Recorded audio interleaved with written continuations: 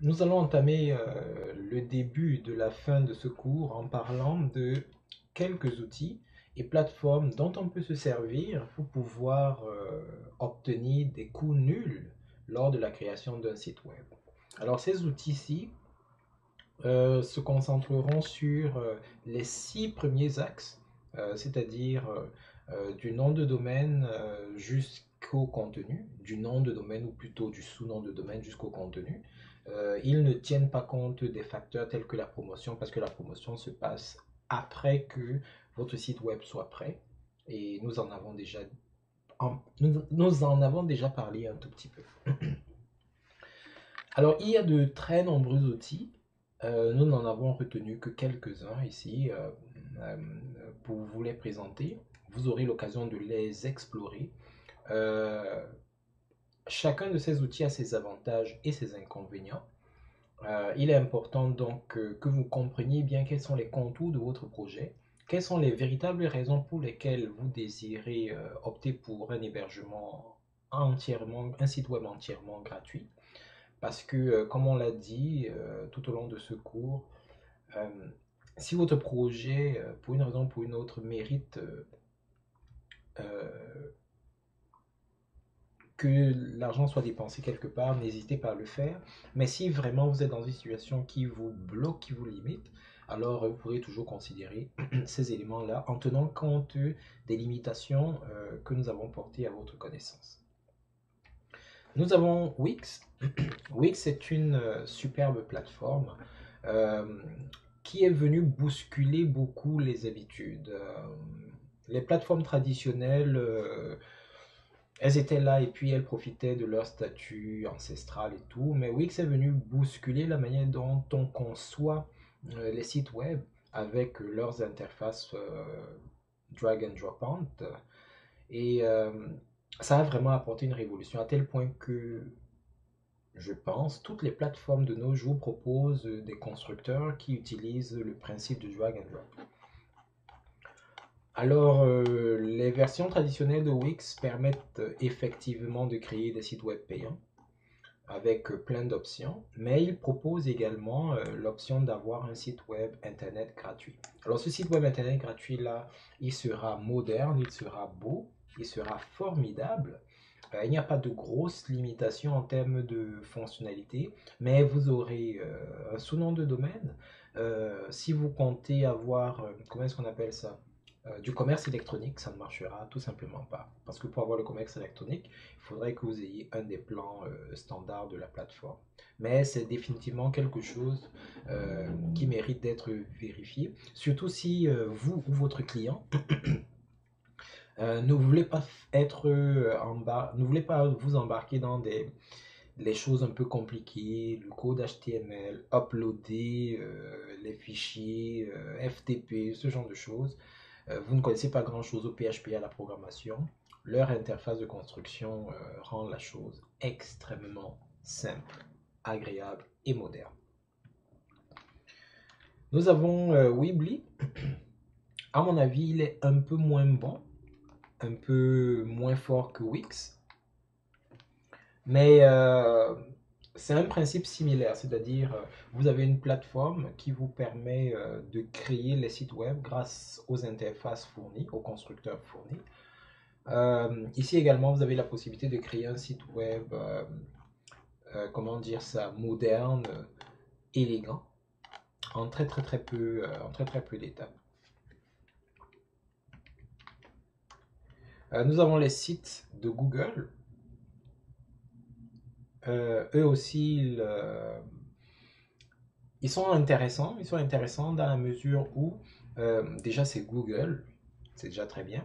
Autre chose, indirectement, vous bénéficiez, c'est pas de la triche, mais vu que c'est fait par Google, donc il y a une partie du référencement qui est déjà faite, pas déjà faite, il faudra quand même la faire, mais elle est déjà faite par le fait que vous êtes référencé presque directement par Google.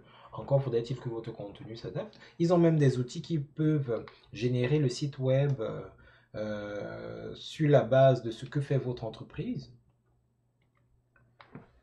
Euh, c'est pas un hic, mais une des conditions, c'est bien sûr d'avoir un compte chez Google.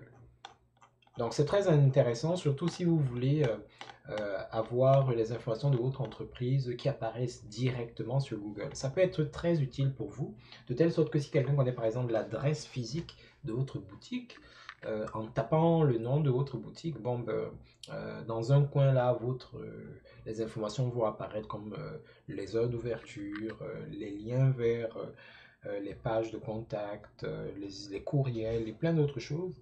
Et la possibilité même de noter votre entreprise. Ça peut être bien, ça peut être un sérieux outil de visibilité pour vous.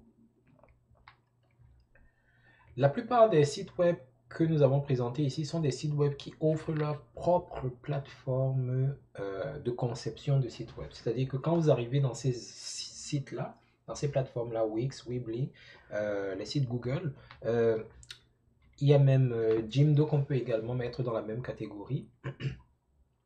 Vous ne pouvez pas vraiment, en supposant que vous maîtrisiez par exemple du PHP, de l'HTML, vous ne pouvez pas vraiment téléverser votre propre fichier dans la plateforme et la coder, trop la personnaliser. En général, vous avez un cadre, vous avez un outil qu'ils mettent à votre disposition et vous devez vous servir de cet outil-là pour positionner votre contenu, le mettre en forme, ce qui peut déboucher sur des limites en termes, par exemple, des polices utilisées, en termes des dispositions que vous pouvez utiliser ou appliquer à vos pages, etc. etc. Donc, c'est important de le savoir. Vous ne pouvez pas installer n'importe quoi. En fait, dans la plupart de ces plateformes, vous ne pouvez même rien installer en dehors de ce qu'ils vous permettent d'installer. Donc, c'est assez limitatif. Par contre, par exemple, les plateformes de Google, elles sont assez larges en termes d'espace. Mais comme je vous ai dit, il est important de vérifier vraiment toutes les options qui s'offrent à vous, de regarder les politiques qui sont définies ici pour votre entreprise, pour savoir à quoi est-ce que vous avez droit, à quoi est-ce que vous n'avez pas droit. Parce qu'il y a des limites pour chacune de ces choses-là lorsque vous utilisez les versions gratuites de leur site web.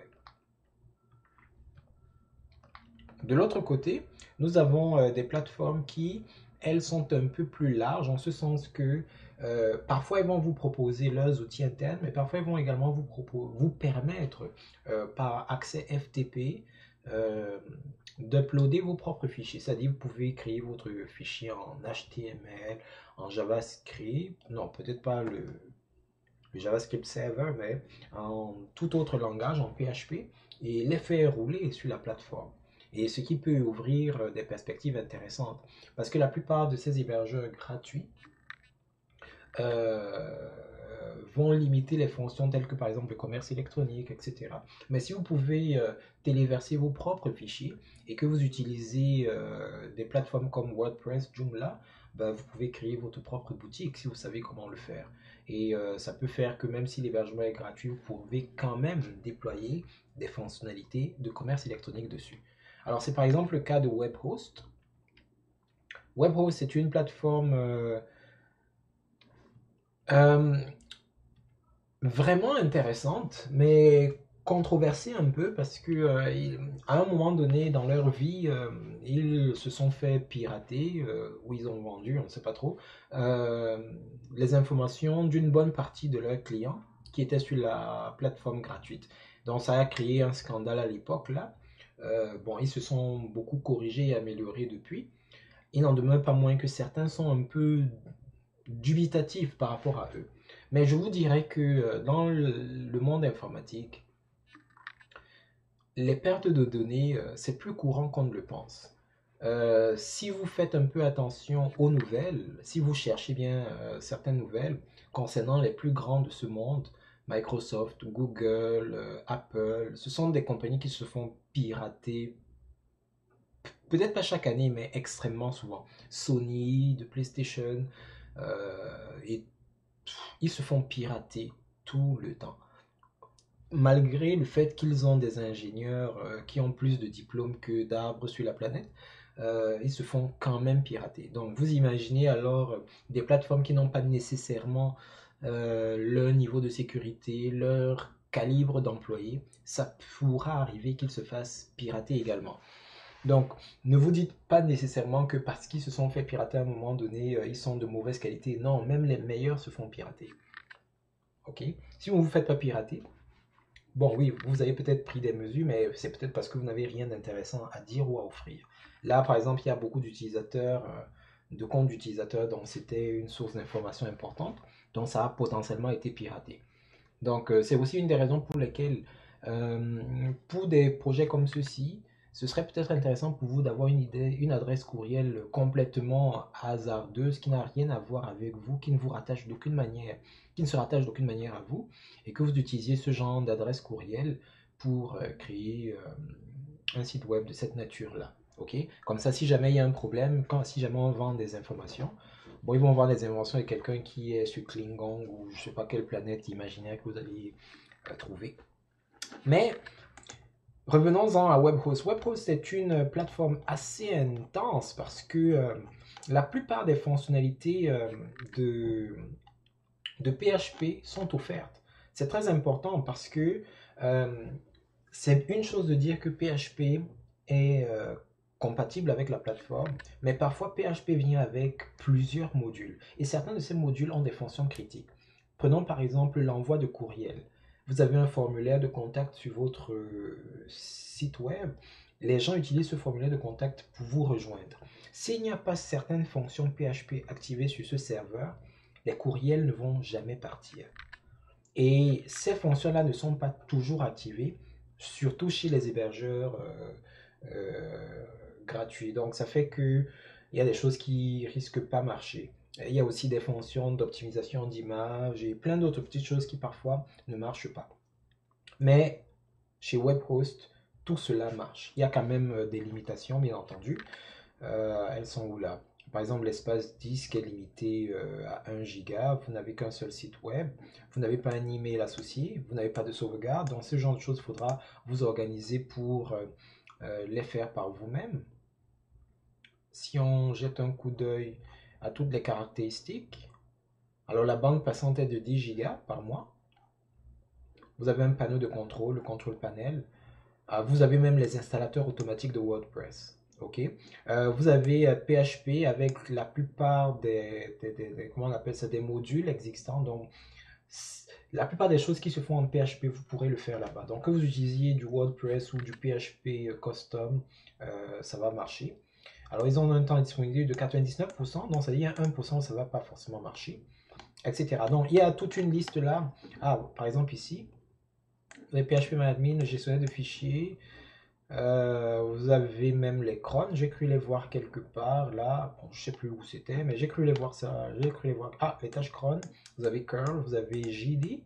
Alors, ce sont des modules qui parfois, lorsqu'ils manquent, bloquent certaines fonctionnalités. Mais toutes ces fonctionnalités sont là, comme on peut le constater. Donc, ça, c'est vraiment quelqu'un à considérer. Nous avons Infinity Free. Alors, lui, c'est un trafiquant d'espace parce que c'est pas possible.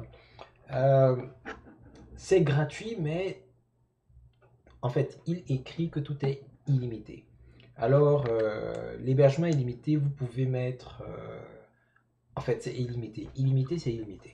Vous avez l'installateur Softaculos, dont vous pouvez installer sans avoir utilisé le FTP ou le téléverseur de fichiers. Vous pouvez directement installer les principales plateformes, Drupal, Joomla, PrestaShop, tous ces gens-là.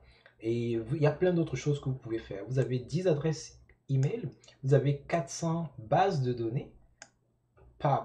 Vous avez plusieurs versions de PHP qui sont supportées.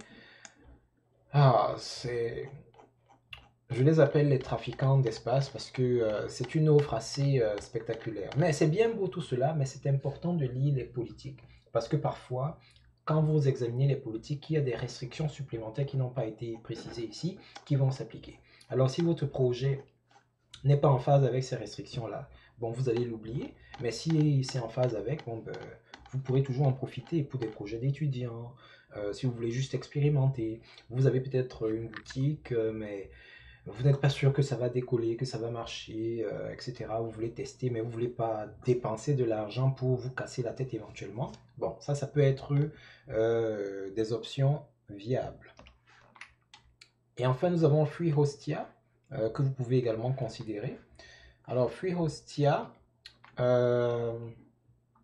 vous pouvez héberger jusqu'à 5 sites web sous domaine. Vous pouvez avoir 3 adresses email. Vous avez 5 bases de données. Vous avez chaque base de données. Oh, c'est chaque base de données ou c'est une base de données qui doit avoir 10 mégas? Ça, c'est quelque chose qu'il faut déterminer. Let us learn more. Mais avant d'y arriver, le trafic mensuel, c'est 6 gigas. Donc, il faudra faire attention à cela. Si votre site web devient populaire, il y aura des problèmes là. Espace 10, c'est 250 mégas. Donc, si vous n'avez pas une boutique avec des centaines d'images, ça doit être plus que suffisant. Donc, regardons un peu plus en détail. Ah, tout à l'heure, j'ai dit qu'il y a 5 bases de données. Ce n'est pas vrai. Vous avez une base de données, mais c'est MySQL version 5. Et la taille de cette base de données, c'est 10 mégas. Alors, par exemple, ici, voilà un très très bon exemple. Vous avez 250 mégas d'espace disque, mais la taille maximale d'un fichier, c'est 500 kilos.